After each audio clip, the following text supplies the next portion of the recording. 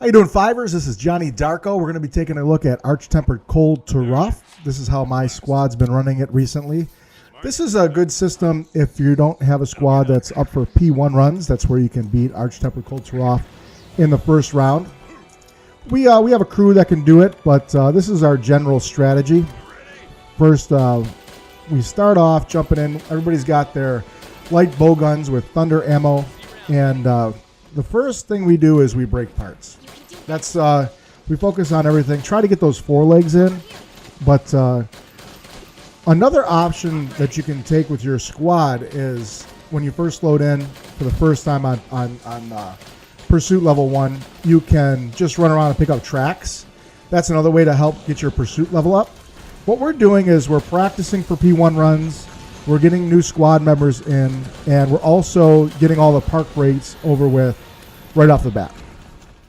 So I'm going to walk you through this. We're going to go through both parts. The first one is we're bombing her forelegs. They're obviously the hardest to break on Kulve if you're not focusing them.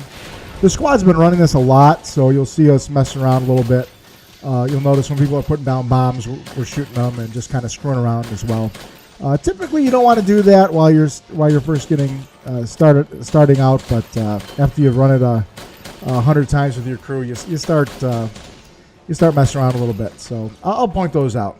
So you can notice the thunder ammo is slicing through Kulve Taroth, and that's one of the biggest reasons why this weapon really is king.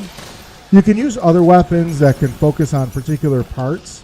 So if you're not able to get these forelegs, then you can jump in with a switch axe, or I've seen a great sword be effective. Anything that focuses on just this particular part. As you notice, these thunder ammos are going right down the line of her body. And what I'm trying to do is position myself so that I can get a shot on the foreleg, the rear leg, and the tail all at the same time on one side. We broke her right hind legs. We're ripping through her parts pretty quickly. And here's a part where I got mixed up in the beginning. It's where to go. So she typically will go through two different areas in the map and then respawn in the opposite area. So I take a look at my mini map, and if I'm in the upper left-hand corner, then I know I got to run to the upper right-hand corner. And if I'm in the upper right-hand corner, I know I have to run to the upper left-hand corner. It took me a little while to get this all sorted out. As you noticed, I was shredding ATKT a little bit longer, so I'm not there to get these initial hits on our horn. We drop bombs, are screwing around a little bit, blowing our bombs up and keeping ourselves entertained here. But we're going for those part breaks. We do get a horn chip here, I believe. Oh no, that's in the next run. So the rock drops are extremely important. You notice we get another rock drop here. You want to bring your mega barrel bombs, large barrel bombs, also large barrels and Devil's Blight. And then as you run around, you want to pick up large barrels and Devil's Blight if you can fit them into your inventory, because you go through a ton of bombs. Our strategy is just pretty much keep bombing the forelegs until we get a break, and then in area 2 we're going to focus more on the horns. So now she's going to boogie down. I try to stay in front of her in this area, that way she has to run past me and I get some more rounds on her coat. But area 1, pretty simple, pretty standard. The only thing is getting lost inside the cave. You can lose a lot of time when she busts through the cave and then pops back out again. Getting that down is, I think, an important part of this in the long run, as well as having the right gear loadout and using the right ammo types. I'm going to show you at the end of this video the different gear loadouts that I use for my light bow gun, the bow CC, and then also the dual blades if I'm not running CC on area 4. So I pick up some large barrels here. You can jump off the cliff and get a preemptive hit on her horns. That'll help for mounting damage later on. We're not going to mount her on this first run. We're going to mount her on our second pass through. So we're just practicing. Just keep getting in a rhythm for your P1 runs when you eventually get to that skill level. So now we're all going to wait here. We're going to top up our health, top up our ammo, and top up our mega barrel bombs. As soon as you run in here, you can roll through the roar. A little tricky to get down. With some practice, you can get it. And then we're going to place bombs about that far away from where she's digging, maybe even a little farther back. And then you can place down some mines as well to help with your damage output on this. If you want to get a horn chip, you can blow them up on her horns. If you want to get forelegs hit, you can wait a little bit longer. Now we're just going to do damage to those horns chip. And when they chip, we're going to be able to get another round of bombs in. I'm out of bombs. I could have went back to camp and restocked bombs, but I only have one left. You can throw on your Rocksteady mantle and then either put down a firework or your crew can shoot them for you while you're putting down bombs. Get a lot of multiple bombings on that run. If the horns are already, the gold plate's already chipped, and you're not going for the horn chip, you can now focus on the forelegs, and that's what we do here. Now we just try to get both forelegs. You got pretty much everything else. This is one of ATKT's moves that I've seen a lot of carts end up in. That's the lava puke, where she fills up that whole area. See how far that lava goes? If you get caught in that, it's going to continue to do damage to you, even with your temporal on. So I keep the temporal ready for this stage on our first pass through, ready to go, and also a max potion.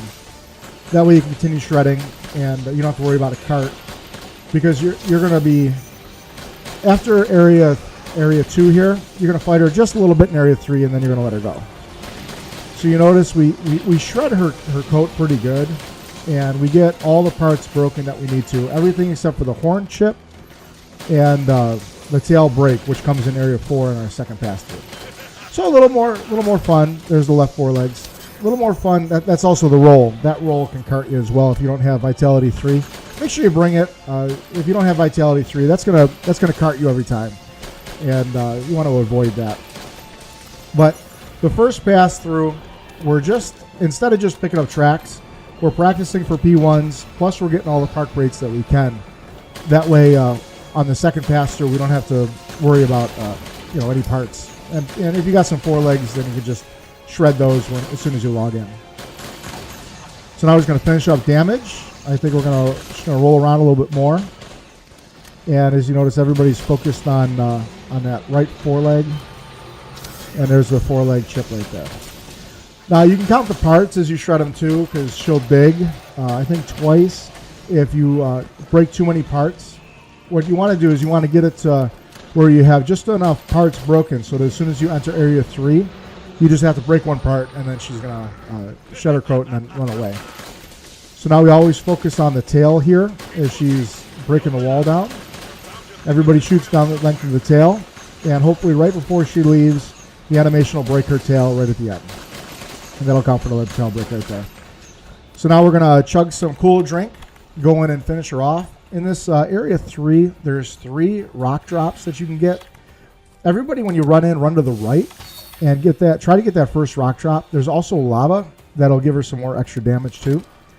I reload my light bow gun, get some hard shell powder, a cool drink, and then you'll see a rock right above me right here. That's what we're going for, and then right in front of me here is a volcano. So we want to position her right underneath that rock. So here we get the rock drop. That's 2,000 damage. And then we just keep shredding. We're just trying to break parts now so that she finally sheds her coat. And I don't think it's too much. When she gets up, there's 2 other rock drops across the lava. I'm not sure if we get her to shed her coat here, or if we're going to run over and get some more on the other spot. Okay. So she didn't shed it yet.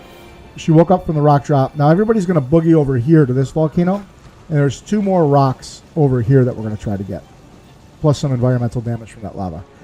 So I go over here. If you get a little closer to where you can see their name, they're going to see that you're over there.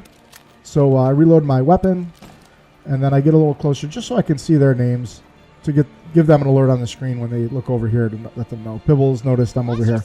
But she releases while I'm waiting for the rock drop. So now we're just going to let her bust through the wall and go to area 4, and we're not going to follow her. We've broken all the parts except for the the horn chip and the tail cut. We'll get that on the next round. And now we're just going to pick up tracks. So from here we moved it from a pursuit 1 to a pursuit 4 with our squad. and we broke everything, and we're just going to run around and pick up the tracks. So I'm going to go back into Area 3, get all the tracks in Area 4 and Area 3, and then I'm going to teleport, or I'm going to fast travel back to the tent, and I'm going to switch into my gathering gear.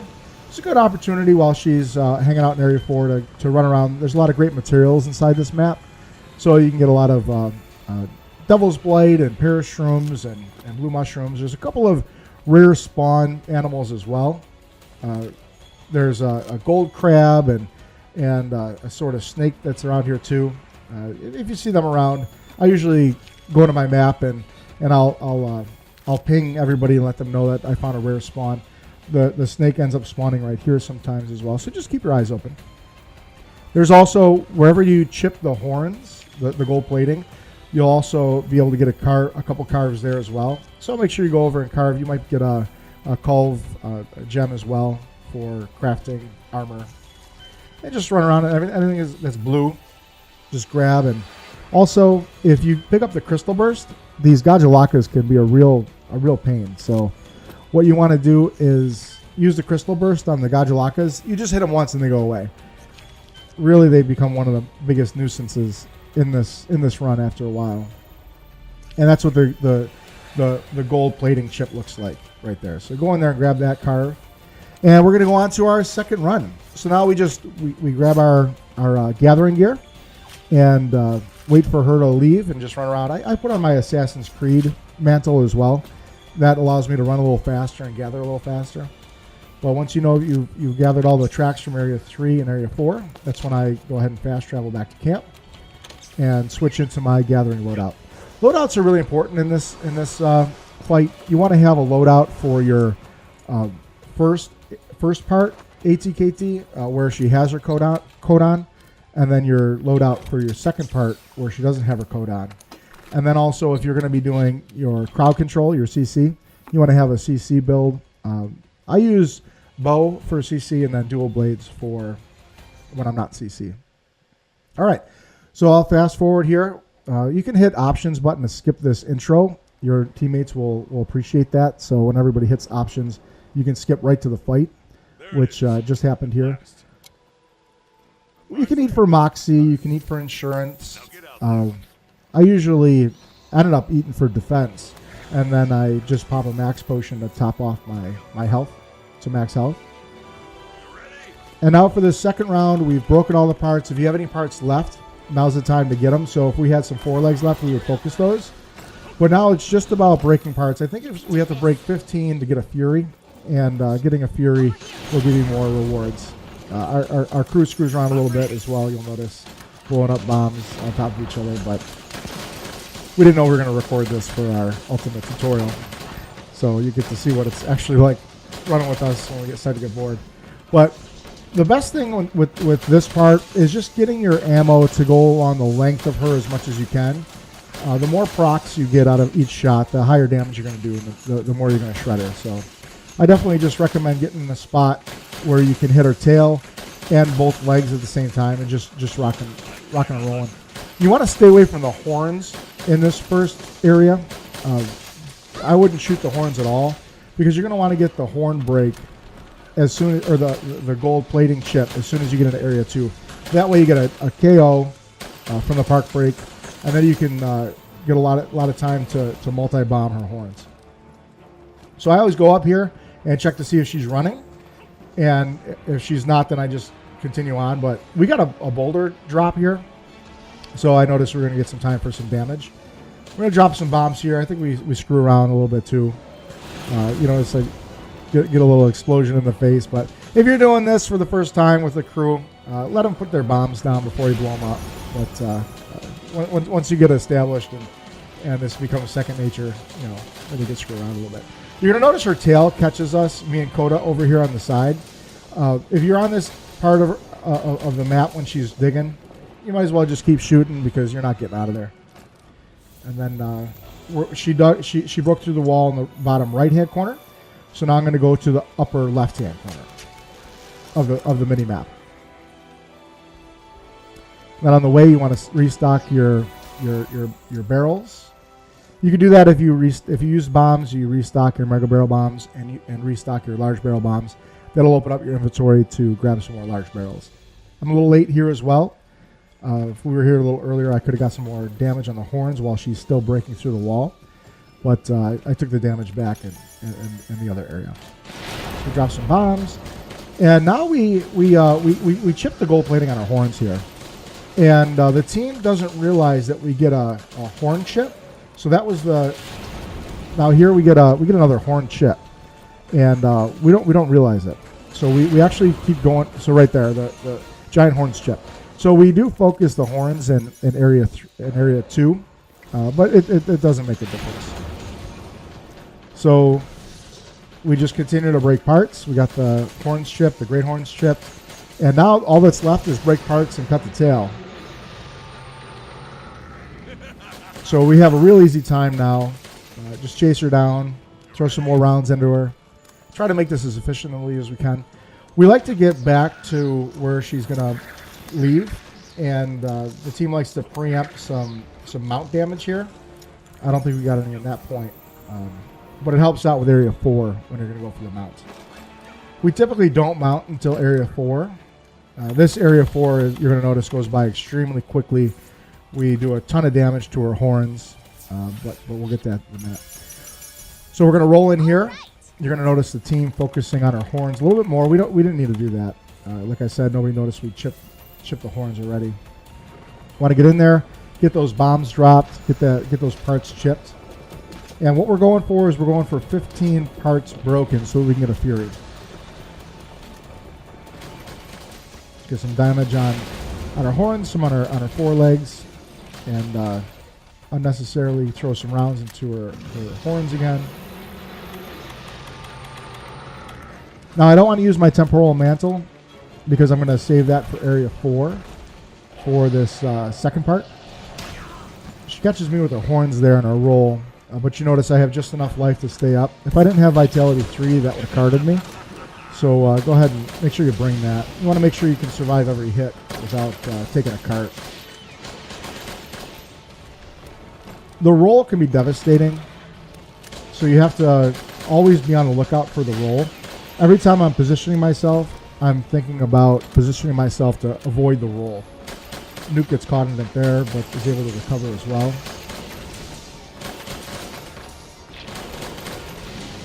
These one-shots are pretty easy to avoid. I don't even really worry about them. It's all about preempting the roll. Now she's going to dig again. I'm not sure how many bombs we have left at this point. I think we're out. So I have some landmines I'm gonna lay down and continue with that break damage. Those landmines really are worth it in the long run to use those. You get a pretty good multiplier on your shots with those.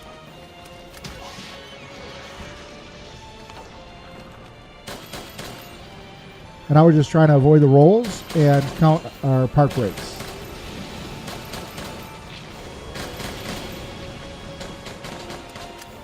The team handles this without a problem.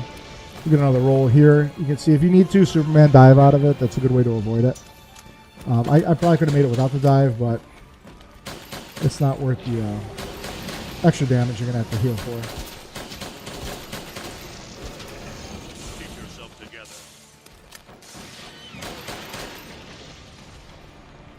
Nuke gets hit. I think Moxie kicks in. So Nuke would have carded there without Moxie. Moxie's definitely something good to eat for.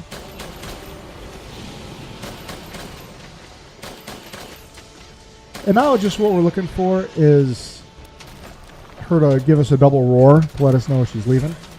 I try to position myself between Arch Tempered Kulve Taroth and the exit that she's going to take so that I can maximize my damage on her as she's leaving.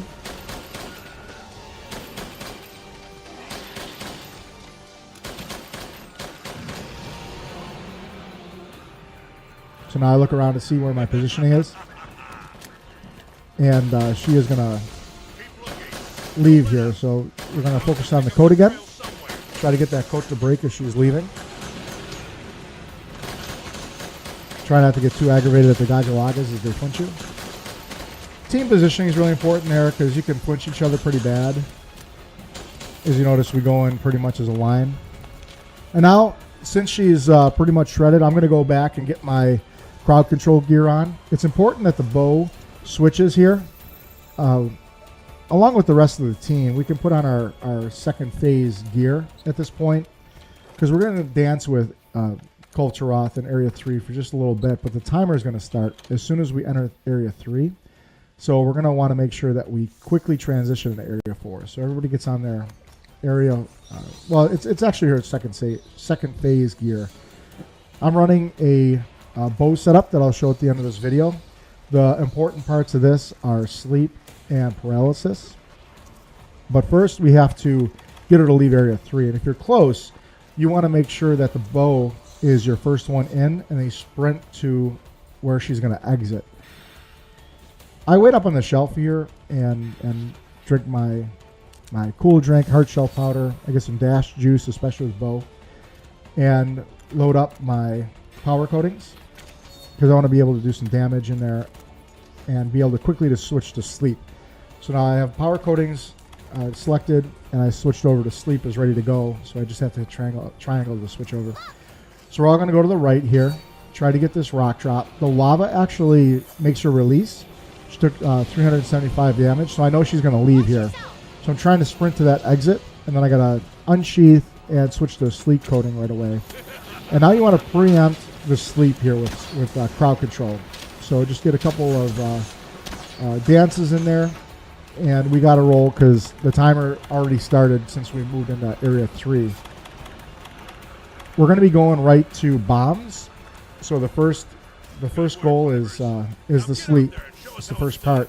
But you don't want to sleep her while she's got her left side up against the wall because she's going to fall to the left. So you're going to notice here, I don't want to sleep her right here. I want to sleep her when she's a good spot, which is right here. So I'm going to jump in with my spread shot, and there's the sleep. Her left paw is where we're all going to put our mega bombs, and we need to detonate these. So detonate them so you don't have to worry about her detonate them, because if she falls asleep on them and then for some reason doesn't hit them right, you're not going to be able to re-bomb right here. So detonate those before she's done with her animation and make sure they detonate, or else you're going to lose a round of bombs. So I'm going to blow these up, and then we're going to bomb her left paw again. And someone's going to get the tail as well. Pibbles is down by the tail with his dual blades. Now we're going to bomb the paw, and we gotta detonate these. And now we're going to get a fury. So I'm going to run away, let her fury. Coda's going to get a couple more shots in. They're going to focus on the tail because we're not far from a horn break here.